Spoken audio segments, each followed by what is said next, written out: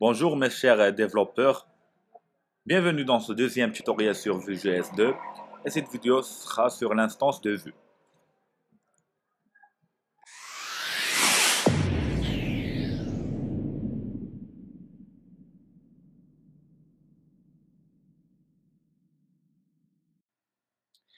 Ici on a une page HTML qui contient le CDN de Vue.js qui va permettre à Vue.js de bien s'exécuter.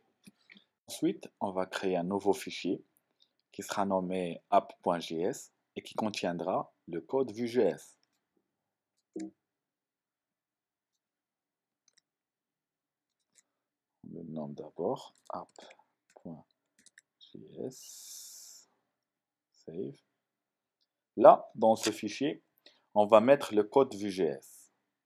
Premièrement, on doit créer une instance de Vue. Tout d'abord, vous devez savoir que Vue.js peut contrôler toute la page comme il peut contrôler des parties différentes de la page. Ça veut dire que une instance Vue peut contrôler toute la page comme elle peut contrôler des parties différentes. Ça veut dire que chaque instance peut contrôler une partie de la page. Dans notre cas, on va utiliser une seule instance qui contrôlera toute la page. Premièrement, pour créer une instance Vue, on écrit new Vue,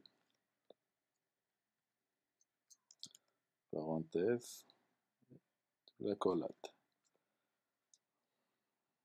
Lors de la création de la vue, il faut d'abord mentionner le nom de la partie qui sera contrôlée par la vue. Ça veut dire, le premier élément de l'instance vue s'appelle EL. Et là, on déclare le nom de la partie, l'ID de la partie qui sera, de la page qui sera contrôlée par Vue.js. Alors, on retourne vers notre page. On crée une nouvelle division. Il y aura comme ID, par exemple, app vue. Ça veut dire que cette division sera contrôlée par le code Vue.js de ce fichier app.js. Donc ici, on met DS parce que c'est ID. On a écrit quoi? On a écrit app vue. Ensuite, il faut déclarer les data. Ça veut dire les données qui seront utilisées dans la division qu'on contrôle avec Vue.js. Pour déclarer les data, il faut écrire data. C'est un objet de points, un objet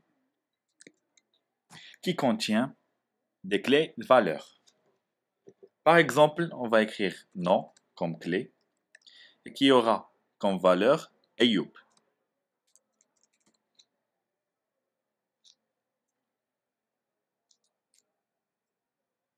Une chose qu'on a oublié ici, c'est qu'il faut intégrer la page, le fichier app.js. Donc ici dans le body,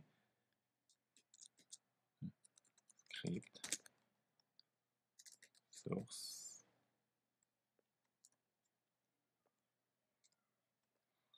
app.js. C'est notre fichier qui contient le code Vue.js.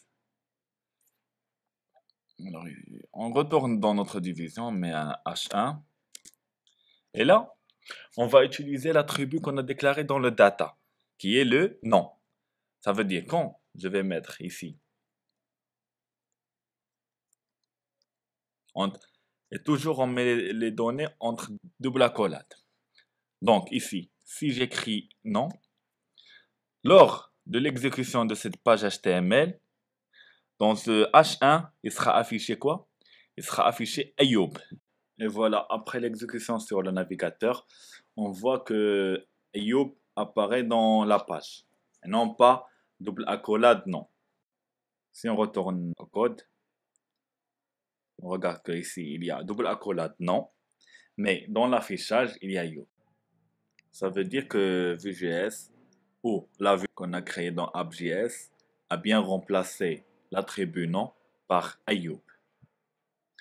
Dans la prochaine vidéo, on va voir plus les data et aussi les méthodes qu'on peut utiliser dans cette instance. Donc, à la prochaine.